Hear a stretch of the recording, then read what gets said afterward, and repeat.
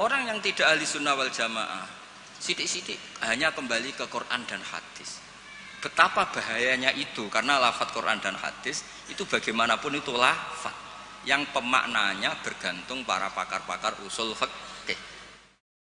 Apapun baiknya tentang ahli sunnah wal jamaah, orang itu tidak boleh serius mempertahankan ahli sunnah wal jamaah, nggak boleh serius.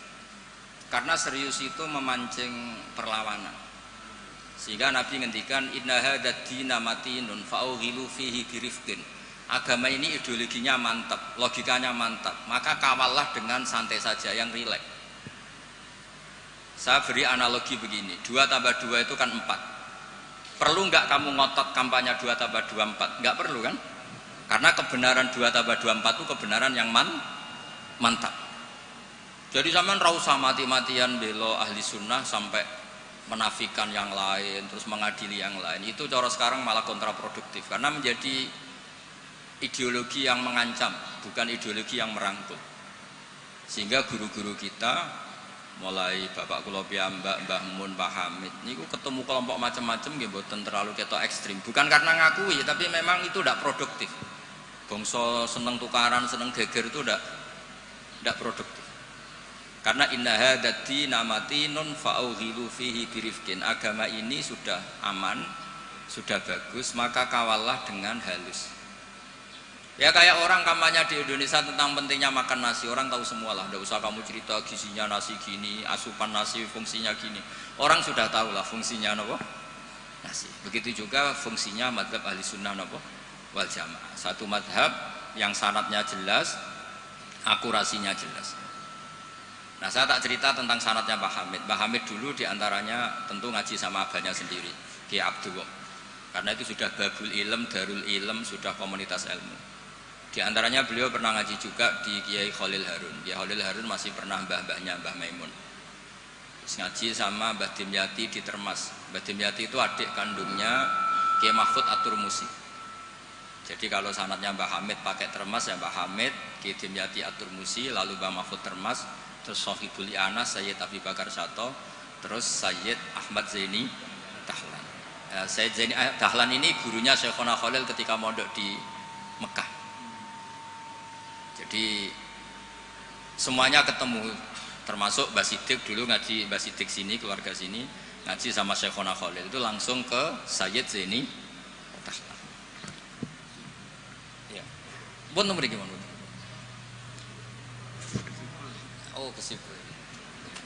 Nah, kenapa sanad itu penting? Begini, saya beri analogi. Tag itu liar. Karena tag itu mau tidak mau harus pakai lafaz. Kata-kata itu bisa jami'un likulli afrodi. Ini sekaligus mukaddimah untuk ukholnya Mbah Hamid. Makanya ketika Mbah Hamid dipuji sebagai pakar usul fikih, beliau juga ngaji Jamul Jama, itu saya senang. Karena di situ nanti ada taqyidul mutlak bil muqayyad atau taqyidul am bil mukhassis. Saya ulang lagi ya. Itu penting. Karena jika lafaz umum itu ditetapkan sebagai umum, maka akibatnya, saya ulang lagi,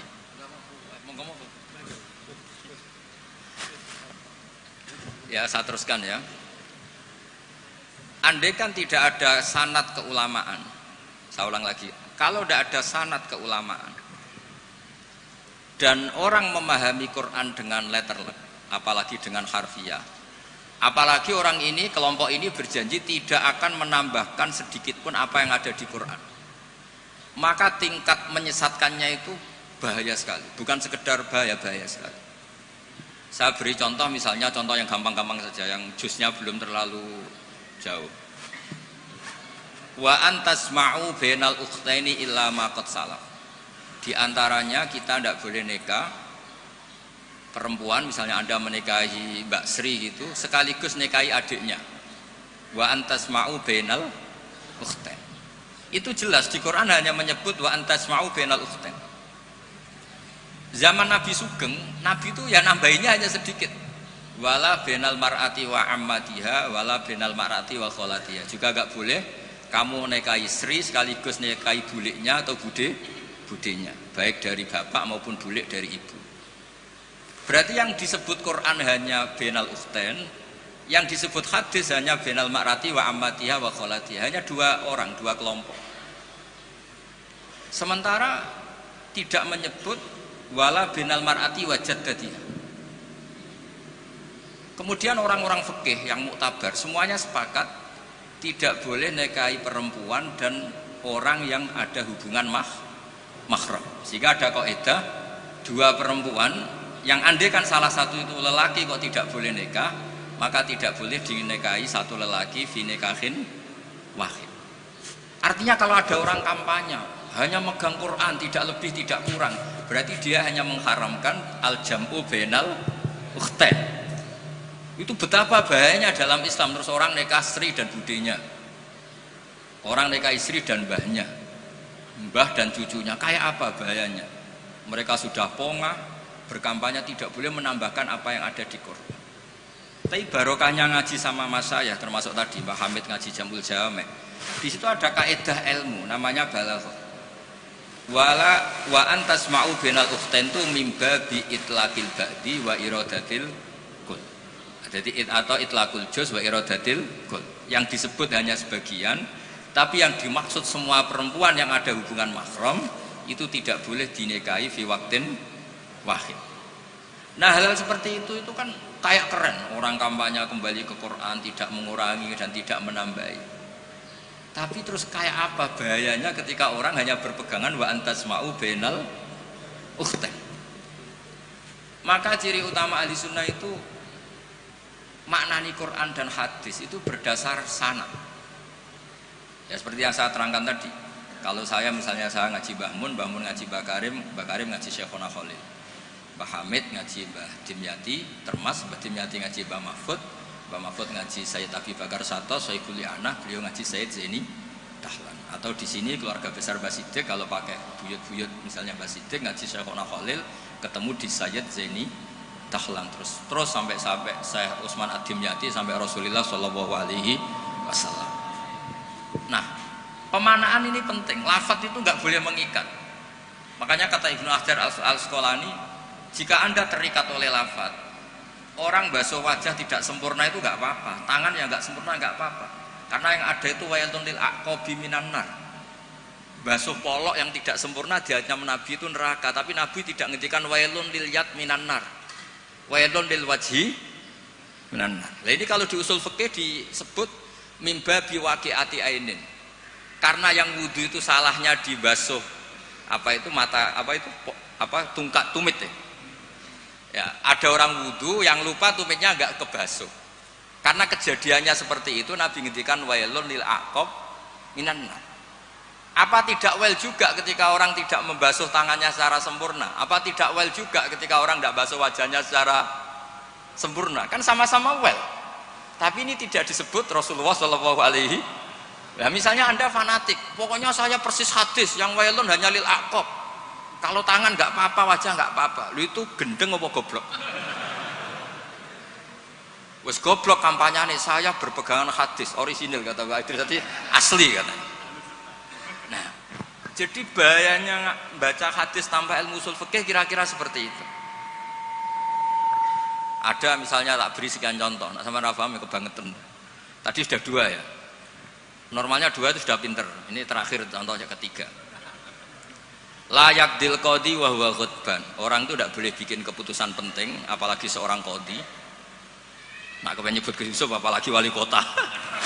Ini kemarin sebelum jadi wali kota perjanjian, Gus jenengan wali beneran, saya ingin wali kota saja. Ini keluarga kiai tapi cita-citanya sederhana. Jadi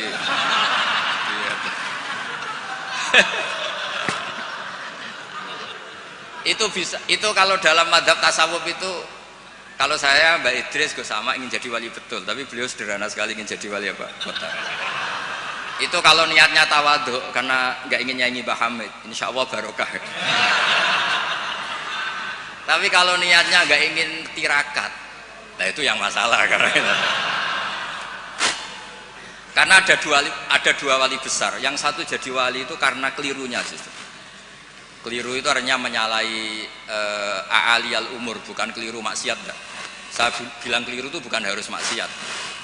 Orang baik itu bisa keliru tapi tidak mesti maksiat. Wali yang satu itu kalau sakit bilang ya Allah, ya Allah. Tapi yang satu tuh enggak bilang aduh boe, waduh boe. Suatu saat wali yang bilang ya Allah itu jenguk wali yang kalau sambat waduh boe, waduh boe. Ditanya, kamu ini wali kalau sambat kok aduh boe, aduh boe. Jadi yang wali aduh boe. Karena saya itu ingin kayak orang awam, enggak sok wali-walian ya Allah ya Allah. Loh itu ya bisa jadi wali.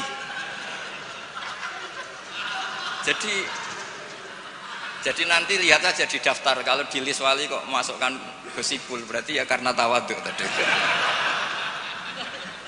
Jadi ada juga wali itu kalau sholat itu nggak mau soft awal banyak. Kok koyok wong parak pangeran ya wani ning soft. Ada juga wali ditanya, apa kamu kalau di surga ingin melihat Allah? Enggak.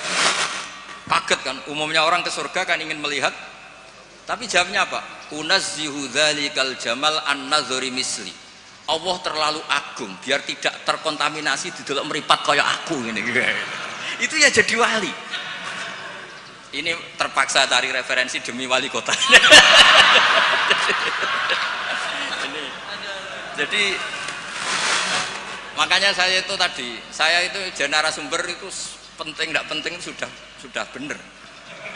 Mergo tawaduk di Rembang sini itu jauh. Gara-gara diteror ini yang manggil Mbah Hamid. Aduh. Ini Pak D Idris, ini Pak D saya, Pak Lek kalau manggil saya itu mesti yang manggil Mbah Hamid gitu. Ya, kalau nelpon mesti gitu. Ini yang manggil Mbah Hamid. Nggih, Mbah. Ternyata di sini berlaku teror ya. Ini apa? Yang manggil Pak Hamid karena memang beliau itu sepupu mbah saya Pak Hamid. Jadi bermadzhab itu penting karena kata itu liar. Layak dil qadi wa ghadban. Seorang yang sedang marah itu tidak boleh punya keputusan penting, baik itu qadi, wali kota atau orang tua atau siapapun. Kata qadi dihilangkan. Tidak boleh kamu mentang-mentang hadisnya qadi, hanya qadi yang nggak boleh bikin keputusan kalau marah. Kalau kiai boleh, kalau orang tua boleh, kalau wali kota boleh. Tidak bisa. Wa ghadban itu kalau sedang marah, kalau sedang lapar boleh, sedang ngempet nguyuh boleh, sedang ngempet ngising. Nah, padahal setelah dimaknai pakar-pakar usul fikih, ghadab itu apa? Halatin sing yasu'u khalqu sahibi. Satu keadaan yang orang itu tidak normal. Nah, keadaan tidak normal itu bisa hakin, orang yang ngempet nguyuh, ngempet ngising atau banget laparnya. Itu juga nggak boleh bikin keputusan penting. Jadi ghadban bukan lagi dimaknai marah, tapi apa? Satu keadaan di mana orang tidak sedang baik-baiknya. Makanya Imam Syafi'i masyhur itu, kamu jangan rembukan sama orang yang besok nggak ada yang dimakan, itu ruwet otaknya itu. Lho sidang madrasah ambek guru-guru sing bar diamuk bojone, wah itu error gitu. Sidang madrasah ambek wong sing sesuk kudu bayar kredit. Mesti tak kok sepundi madrasah saya dempon ngaten mun saya.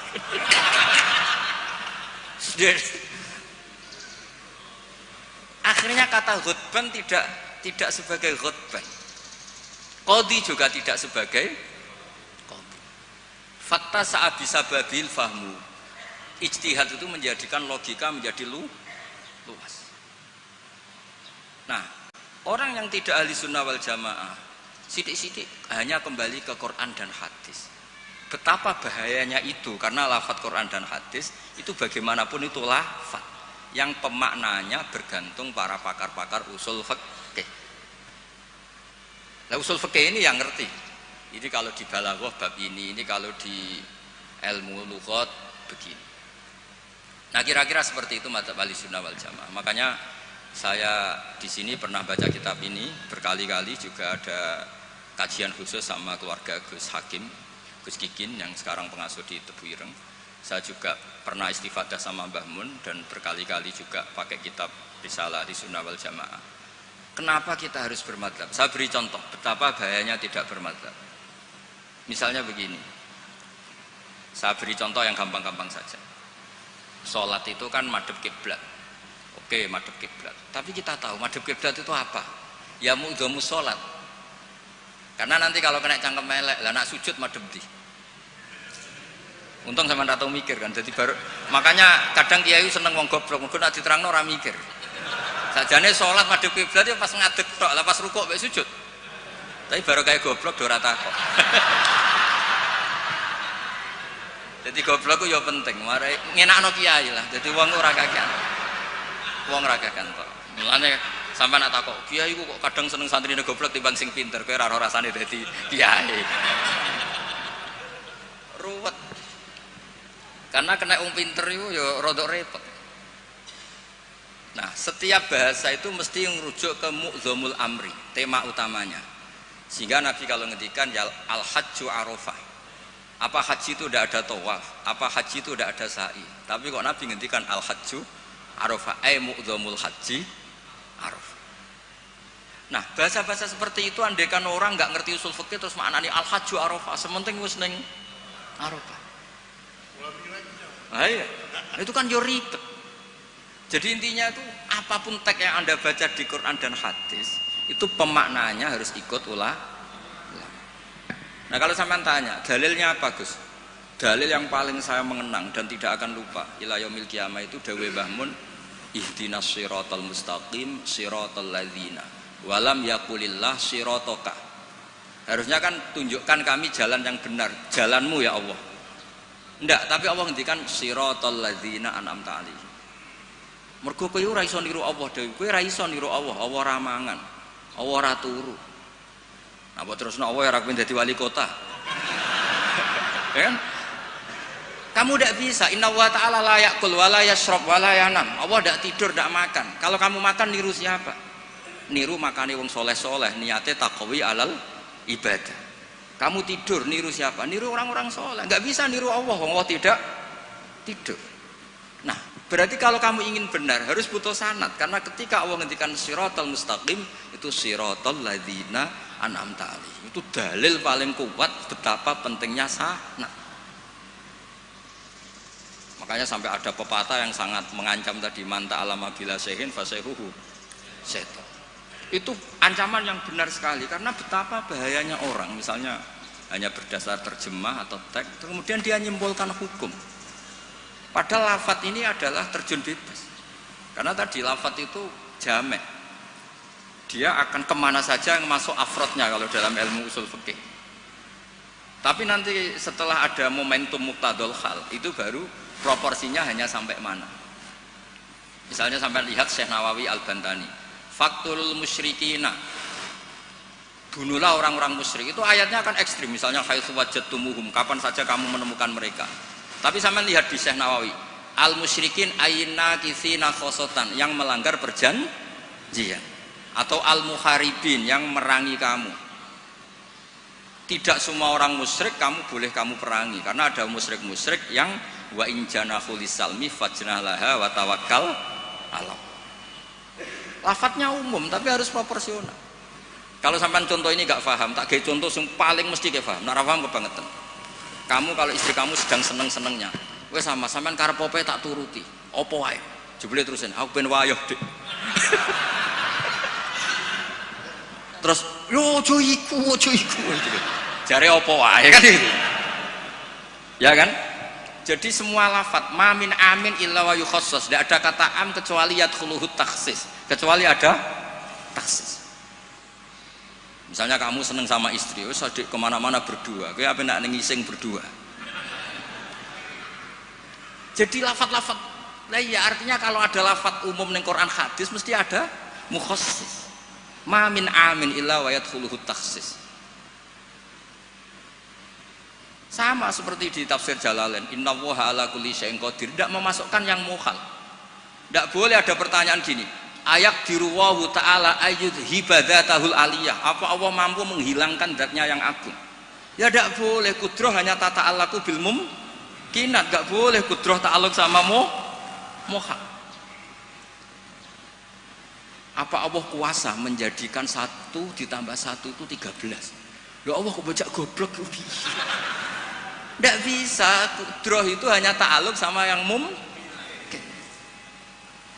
Karena Allah ala kulli syai'in qadir, wali kota ya iso dadi nabi, ya repot. Ya ora iso ditutup. Iku sebarang mukhal. Paham ini? Yus mon iku ahli sunnah wal jamaah. Nek pinter nganti ngono iku ahli sunnah wal jamaah. Mbon iki deal ya.